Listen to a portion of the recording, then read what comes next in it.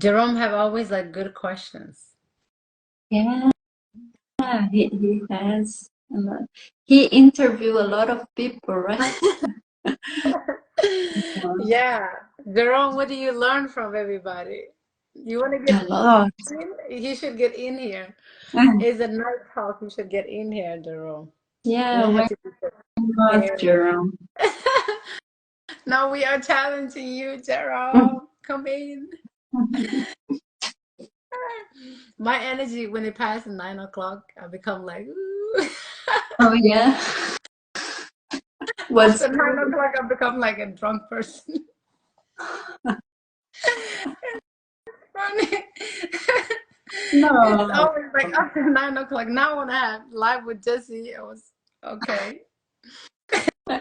What time do you sleep? Do you rest? Of course. um, I usually used to actually go around 10 or 9:30.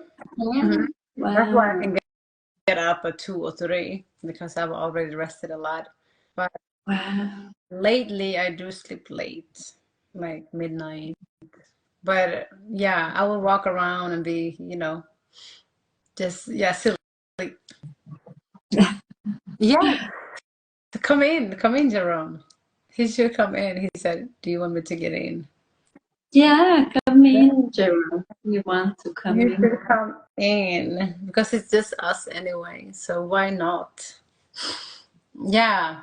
No, I used to sleep early, and then I will get my hours of sleep like then when it's like 1 o'clock or 2 o'clock, I could be fresh. No. Yeah. So then you can feel that energy of the night, and it's just yeah, you can dance, you can listen to music, you can have those headphones on and just like dance in the dark. It's it's very nourishing. It's very nourishing to just not think about like, okay, this is the time and this is, this hour. I can't do this, I can't do that. It's like just embrace the moment. That's as it is. Yeah. So I think the reason why I get sort of drunk is because, okay, you're supposed to go in that dream world, something like that. Yeah. How about you? When you go to sleep midnight, you said. Midnight. Yeah. Sometimes 1 o'clock and Hmm. sometimes 4 o'clock. Oh, you sleep 4 o'clock. When do you get up if you sleep 4 o'clock? 4 o'clock is like morning to me. Yeah. Jerome, is that Sometimes 4 o'clock. Hey, you, Hey, Jerome. hey there. you in the dark room? Look at me. I'm at the top. You at the what? I'm at the top. I saw myself down here earlier, or was I always at the top? I don't know. You were always at the top. Really? Yeah. Yeah, because you started. You started the live. Hmm. You see, I didn't even know that. I just thought I ended up at the top now. Yeah, you started it. Oh, look at you putting on candles. Well, I mean, I gotta have some light. Yeah, yeah. Yeah. I can see you around. This is a little. I can only see you, but that's okay. You can't see me. Oh, it's dark for you. No, Yeah, but I can hear you. Yeah, I can at hear least you. it's the same thing. Oh, She Oh, couldn't she see me. couldn't see really? you today? No, Lisa couldn't see me. She couldn't Oh see me. The whole my God. black screen to her the whole time. Yeah, that's Wow.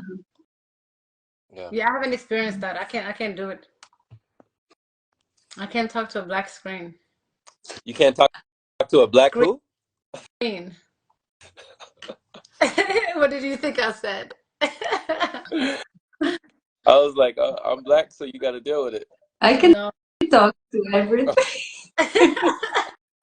Luiza's like, I can talk to the wall. It's okay.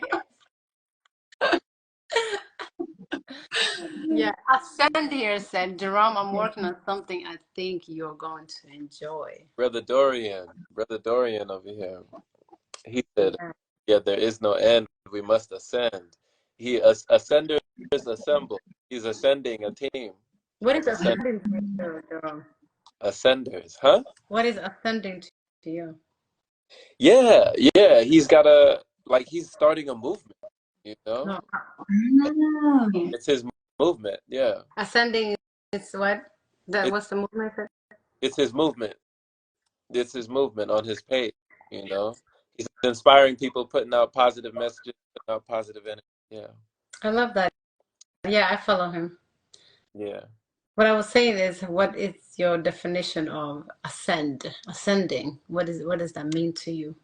Oh, like elevating, to ascend, to go up, to go higher, rise, to elevate. You could elevate or ascend in consciousness, ascend knowing, ascend your being, but the feeling of, you know, rising. Yeah. Elevate. Yeah, Mm, elevating for mm. sure.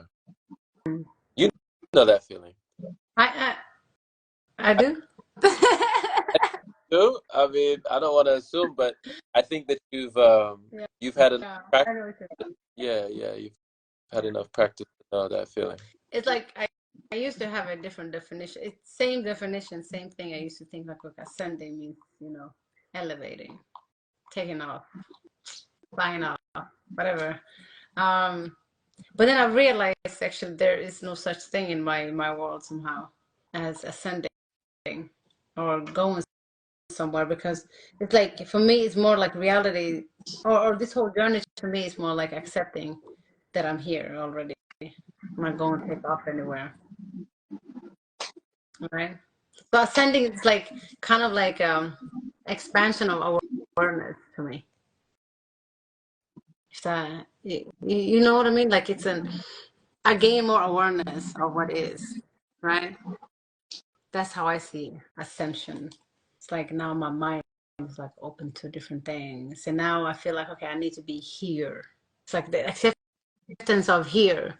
But then if I'm always thinking of taking off, going somewhere, I'm heading somewhere, it's like I'm running away from something I don't know. So ascending just became something like going from here to there. And it's like I'm seeking somewhere. And either up, or if it's like this way or that way. That's how I think now, It's like ascending is it's kind of like an illusion to me in my head now. But expansion of awareness, that's something that I feel like I'm growing every day, and okay, I'm seeing different things because it's not that they wasn't here, it's just that I'm open to it. Hmm. That's how I see it, yeah. So it's not the same thing to you. Hmm? No, it's not the same thing as it used to be. I used to think it's like I'm ascending, I'm taking off, I'm going somewhere. That's what I used to think. Like even like about enlightenment is different. It's not like I've achieved something. It's just again expansion of awareness. So you wouldn't say you wouldn't say the expansion of awareness would be an ascension of consciousness? I mean, if the definition of ascending is taking off, going somewhere, then it's not. Right? It depends on like what kind of definition you have of the word, right? It's just a word at the end of the day. But it's like the fact that we want to go somewhere all the time is a distraction. The fact that we always want to achieve something is also like kind of like a distraction. It's like I'm not saying like don't aim for something, but it's the expectation of everything that messes up everything. Hmm. Like when did you stop wanting to achieve things? Like when did you stop wanting to have any goals or accomplishments or anything that you were going towards? When did you stop? It wasn't long ago. Very recent. Always, yeah, I was always a seeker. So I would say like maybe 4 or 5 years ago. Yeah, four Hmm. or 5 years ago. Was it something that like really made you stop looking for anything, like having goals, having aspirations, having dreams, having visions of somewhere you Like were going? I have dreams and goals and all of that. I just You, don't. I'm not. Yeah, they're not just attached to. It's not like their dreams. It's just like I know it's my responsibility. If I want to achieve, if I want to go somewhere, if I want to do something, it's just like in that acceptance. But it's not like I'm seeking.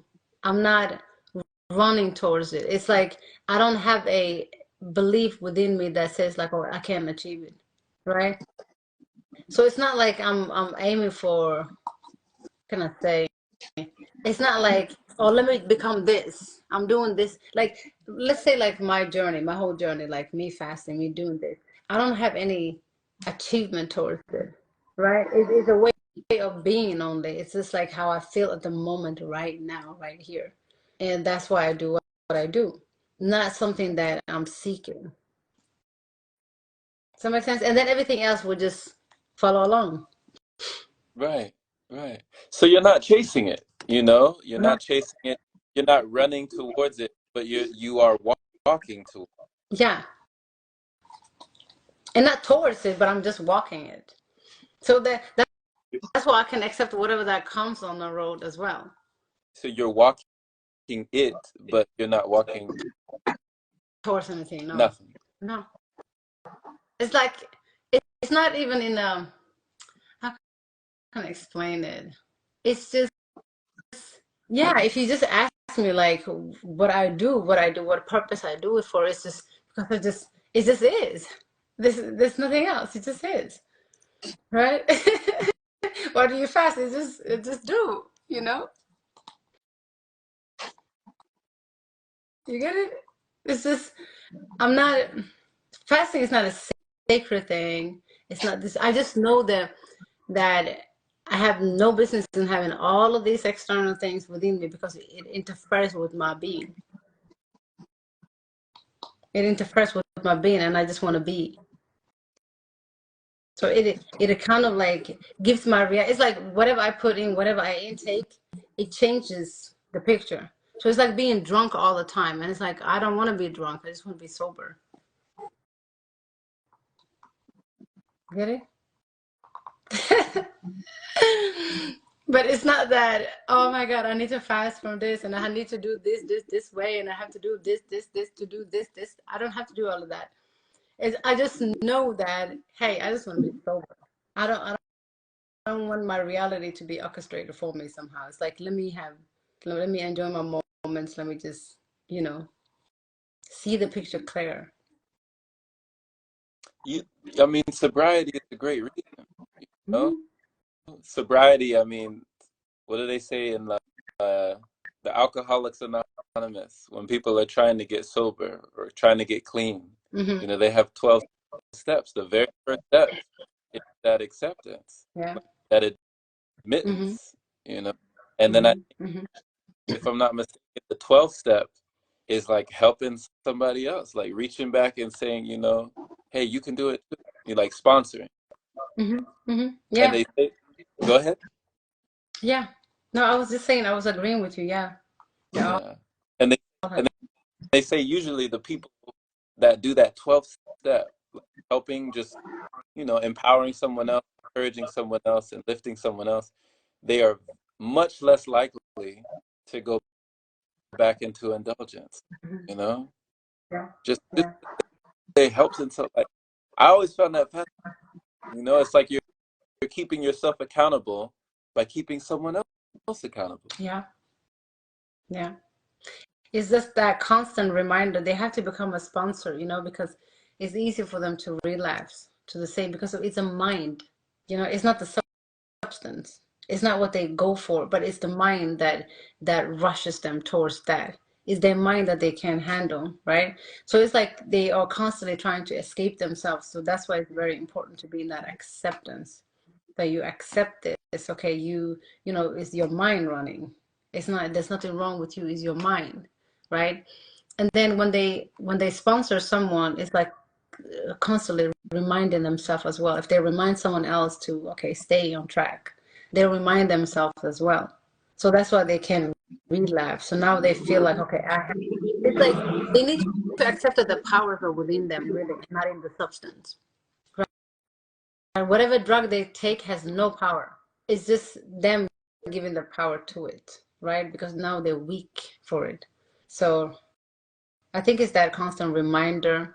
And I've been on those meetings. Trust me, like I've tried to study the human mind as much as I could. I've been sitting in the AA meetings, and they're always, and this is like, my early 20s. I can sit in there and everybody's like pointing, what is this little one doing here?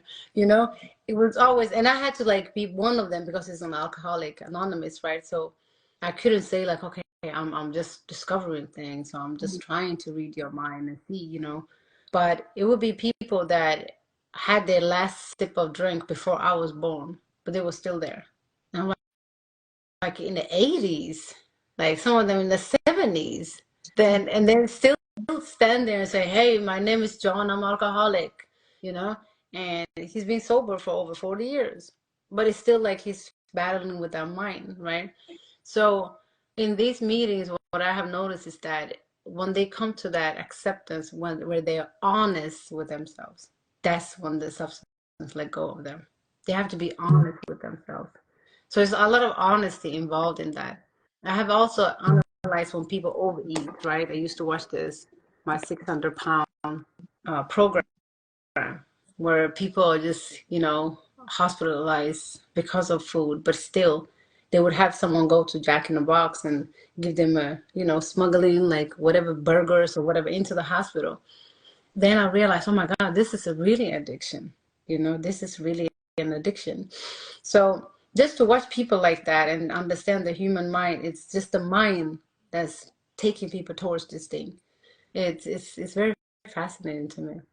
You said they would smuggle it in, like they were smuggling it in like contraband. Like, drugs kind of. They would smuggle in Jack in the Box, like burgers Hmm. and Hmm. smuggling Yeah, they faster. would have like a bag and then he would go down and it would take him forever to even go down because he can't go down because he's too big, right? So he would pay someone else to go down, like his uncle or whatever, yeah.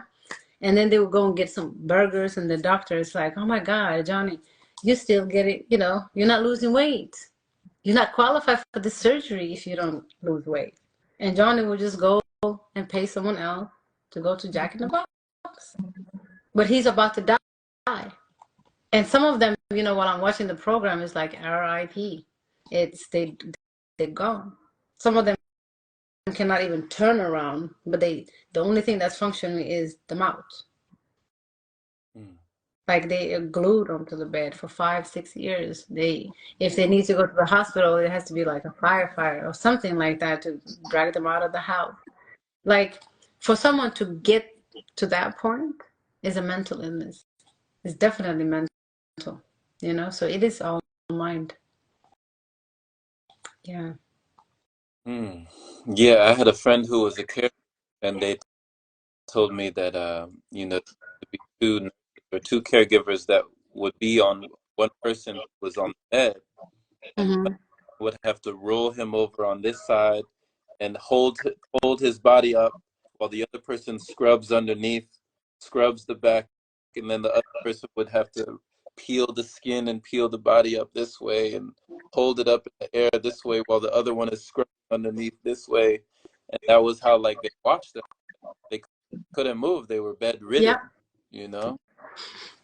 I have seen so many programs like that. Yeah. I always blame the ones that are helping. You would blame them? Yeah, there are. If you're stuck in that bed for 3 years or something like that, somebody's bringing you food.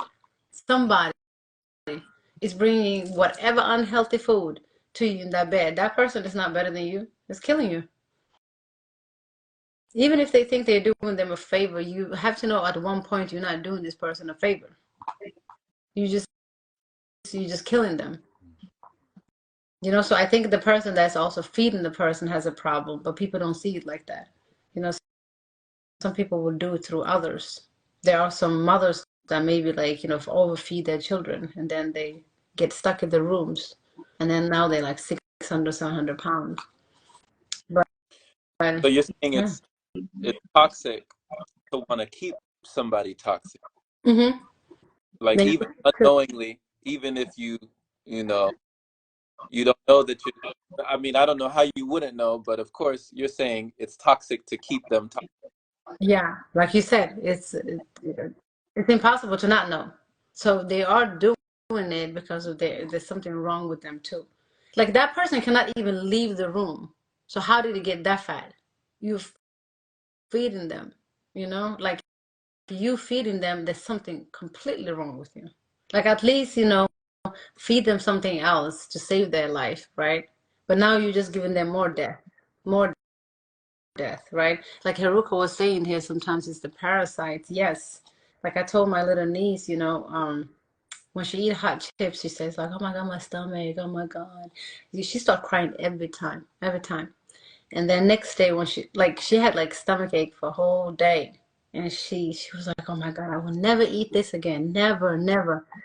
In the morning when she wakes up, she's like, "My stomach hurts," and I told her about parasites. She's like, "I don't want this. Oh my God, the parasite, but I still want some hot chips." I said, "It's not you, it's the parasite."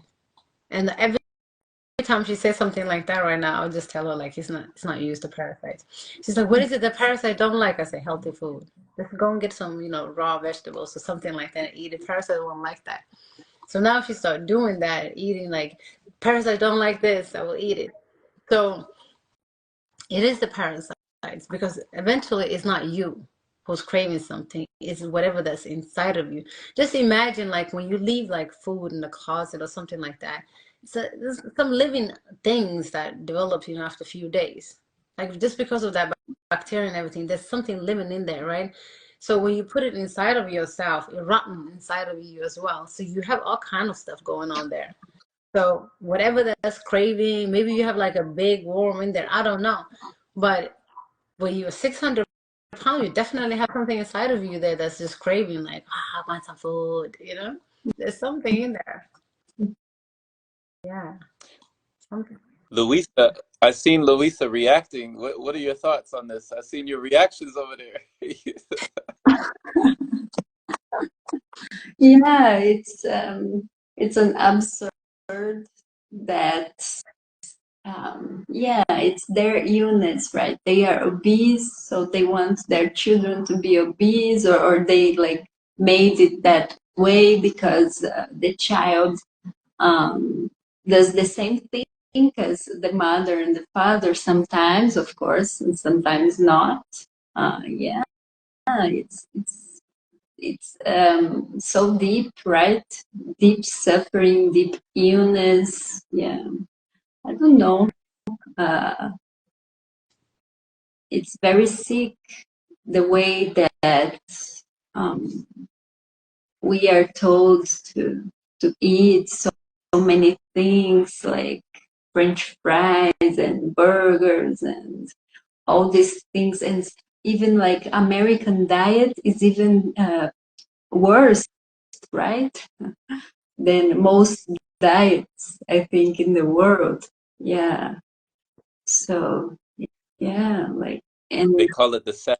You so sick how the industries also like are made to do like big things to sell to others. Yeah, it's sick society. Yeah. You Yeah, call it what, Daryl? living. they call it the sad diet. You've heard that. Sad. The sad diet. Sad. Very sad. It stands for Standard American Diet. Wow. Yeah, it is definitely sad. And it's very interesting depending on different stores that you go to where people shop food. They all look alike. Like I've never been to Sam's Club my life before. This is the first time in this town. And when I see people walking into Sam's Club, one of my clients goes in there, so I have to go and shop with them. Just standing there, just analyzing everybody look alike. You can see the same unhealthy traits on everyone. That's because of they eating the same ingredients every day. And it's sad to watch that. You go to Walmart and you see everybody looking weird because of they eat the same thing, right? Like the body like deformed. It's just the body is different than what it used to be.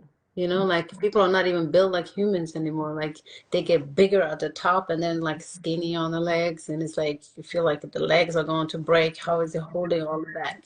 It's like different body shapes that I've never seen before.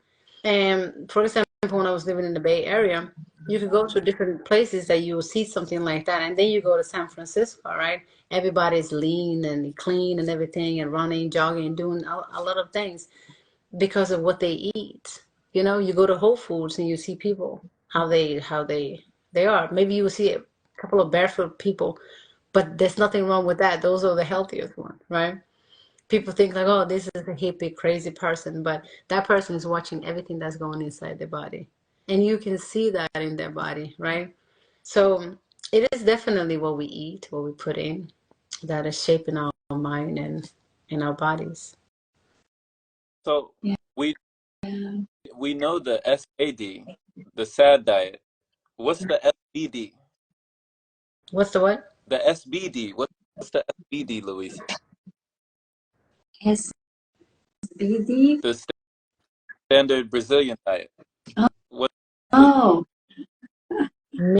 it's Meat? just yeah, meat and rice and beans every day, Wow. and meat. Yeah, yeah. Some fruits and salads, but yeah, but not healthy. Like three, 3 times, 4 times, 5 times a day, depending on your diet, right? On your way of eating, and yeah, it's not healthy, but um, it's not like the American diet, right? Because when I go to America, when I go to USA, it's very different. Like how can I say it? The fat, like the oils, too much oil in the food and too much fat in the food. Yeah, it's different from Brazilian diet. Yeah, Wow. Yeah. yeah. Haruka said she went to this Chinese restaurant and everyone looked the same energy. They looked More more like like that. carnivore. Wow. Yeah, it's different energy, different restaurant. I like to analyze everything, and even if I don't want to, it just happens, right? So it's like, oh my God, I'm in this environment. Why everybody looking like this? Why everybody having this body shape, or why is everybody speaking like this? Why everybody dressed like this? So it's kind of like shaping your mindset. It really is. Yeah, what you eat, what you are. Yeah. But the time that I realized that when it comes to our life expectancy, it's just what we eat, was one time a while ago when I was reading about different life expectancies in different countries. And there were these Latin American countries where their life expectancy was like 45. I'm like, 45? That's like when some people actually start living, right? And then all the countries that said that, I look into it just to see like what is it that they have in common. And the main diet was this meat, fat meat. So they have like high cholesterol, like heart heart attack rate was like high. And on top of that, they drank a lot of alcohol. So it was like a lot of meat and alcohol. So just like the Vikings. So that was very interesting. And then the countries that had like a longer life expectancy was, some of these Asian countries and stuff where they eat a lot of raw vegetables and some vegetables that we have never even seen. They eat flowers. They eat all kind of stuff, right? So yeah, countries with was eating living food could live longer, and the one that were eating dead stuff will die sooner. So Yeah, it is a weird, yeah. It's, yeah. it's logical, right? Someone's talking about churches here in capitals, but I'm gonna read the other one. Uh, it's blocked by whatever attacks you to this. Okay, maybe something else that he's talking about. Did I miss out something? I'd love to hear Haruka's. If Haruka is still inside here, I'd love to hear her perception of like like I've heard that Japan is known for longevity when it comes to the lifestyle in Japan. Like the Japanese culture, for some reason, they're some of the people that live the longest on the planet. Mm-hmm. Yeah. So I'd love to hear her perceptions on why that might be. What? Have you seen how colorful the Japanese food is? Yeah. It's like when you just see, I remember watching this, I don't know, I used to watch a lot of geographic thing. I don't know why. But anyway, I saw this Japanese diet, and they eat flowers, like all kind of pretty flowers, and the food is just so colorful. It was so colorful. You could just look at it and you're done, you know? So I think it has something to do with the presentation, you know, if you had like something like a dead in front of you, the energy also changes towards that, right? So I think they have like a lot of living. So Haruka, you're welcome to get in if you want. Yeah, you can get in and share if you like. Yeah, I guess this is a Pranic church. Whoever's talking about church, we have the Pranic Hallelujah. church. Pranalulia. We have that on Sunday. Come on the Pranalulia She church. says everything is milder here in Japan. The energy in people, nature, even in big cities, people are pretty mild. I wonder what she means by mild. Yeah, I mean, I don't know what's mild. the What's mild? energy, their energy. That's what No, she's but talking about. what it means being mild. Yeah, They're Being not too mild. wild, and they're not too cold, too, you know, calm. So they're in between. They just like, you know, going with the flow. That's what I think. I would Or think. like apathetic, like apathic. I mean, when Um, you're not too calm and you're not too wild, then you're mild. Just like the sauce is not too hot, it's oh, not too. okay. Hey there. Hey. There Can she you hear me okay? Yes, good Oh, to see cool. you. Yeah, good to see you. hey there. Hey everyone. Yeah, it's been a while since I've joined someone's live. I hope my sound is okay. Um, oh yeah. So I was saying how so mild as yes, as in energy. I think the energy in general in Japan is what's the word? For me, it's like mild. It's not, people are not so like emotional or, I don't know, like, so what my feeling is that I have a feeling that because the energy is quite mild in Japan, so I have a feeling that people have less stress. um, and when you have less stress, naturally, your organs function better. You don't overeat. Um, Yeah. and yeah, you don't, Mm. get Oh, into like if the person looks like an animal, she doesn't eat too much. It's like that. what? No, I mean, are you saying like if the person is like looks like an animal, she doesn't need too much food? No?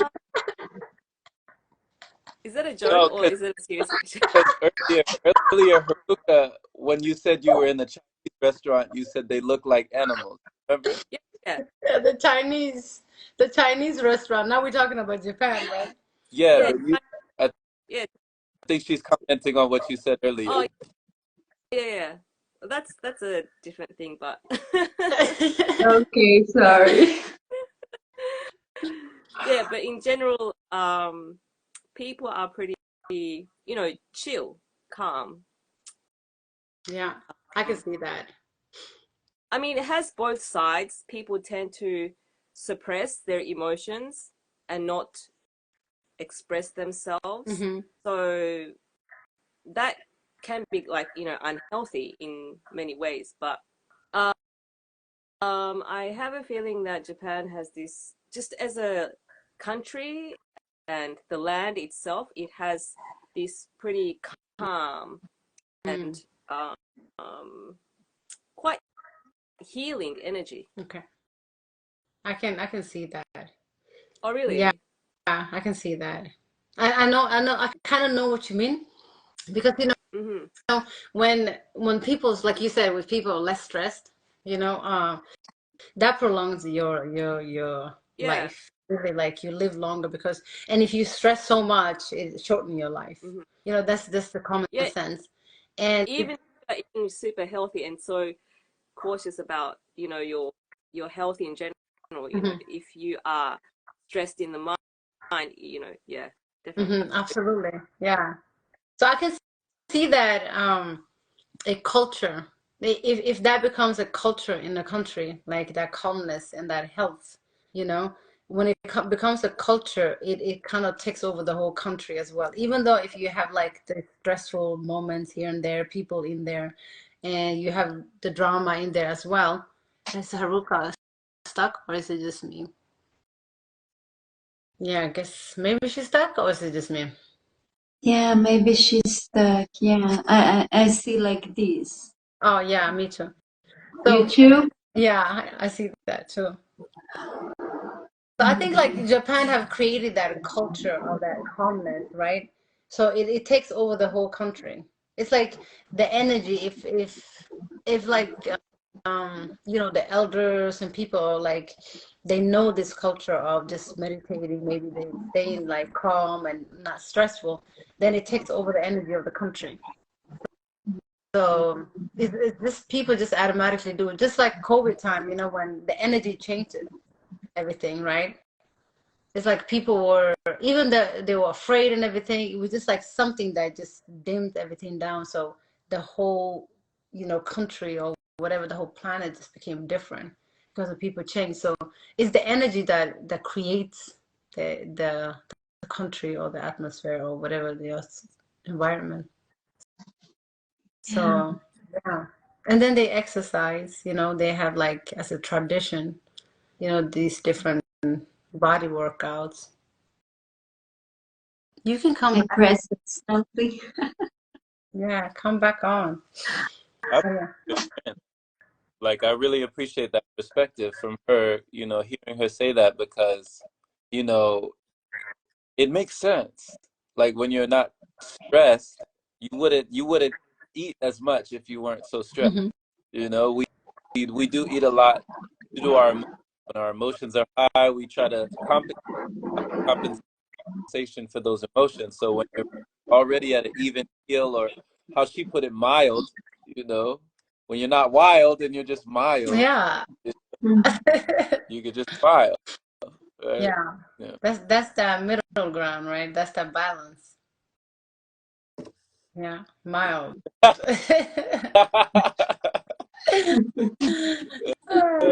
totally get it. You know, I would describe the same way. Like, where would you put them otherwise, you know? Um, yeah. Yeah, Yeah. And then also like let's say like if somebody like overeats or something like that, it's not that like they're eating the most dangerous thing. Here in the United States, you just eating everything that's artificial. It's not even real, you know? And we're taught that we can't push away the plate after we're done. Like when we're satisfied, I was raised, you eat everything on that plate.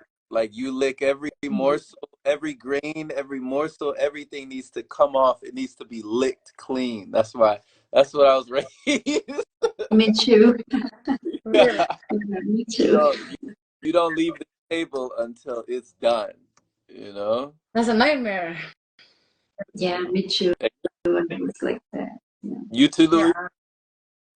yeah, me too. Because I didn't want to eat.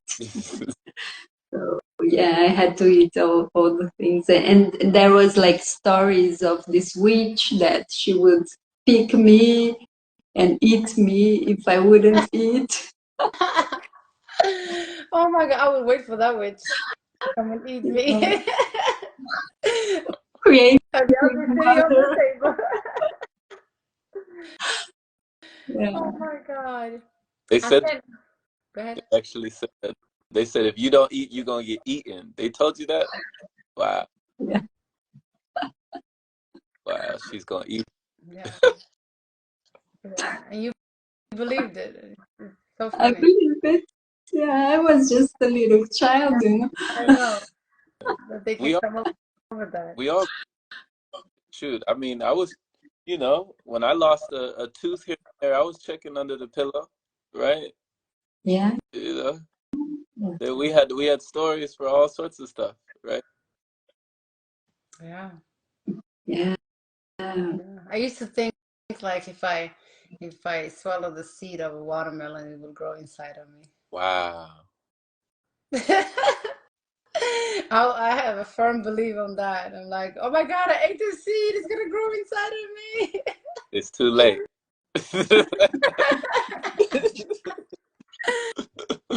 I never thought of that actually. Like they never started growing, but I was scared every time. Every Mm. time.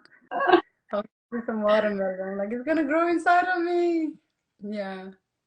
But you thought your belly was gonna be a watermelon, it was just gonna bust out your belly. Exactly.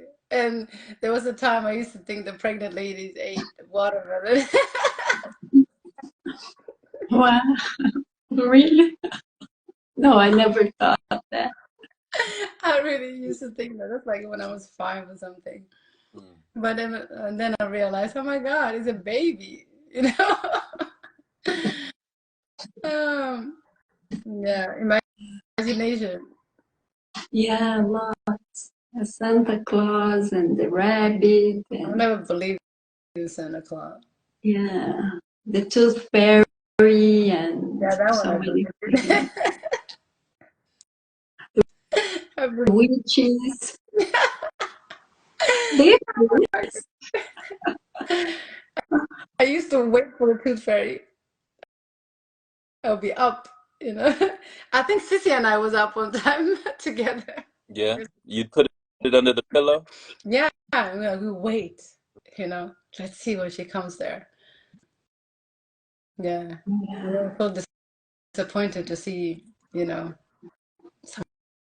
someone picking it and putting it under. It was so disappointing. I'm like, where's the tooth fairy? It was you, you know, it was you. No, it was the tooth fairy. They still lie, you know. I'm like, no, it was you. Mm. They, Yeah.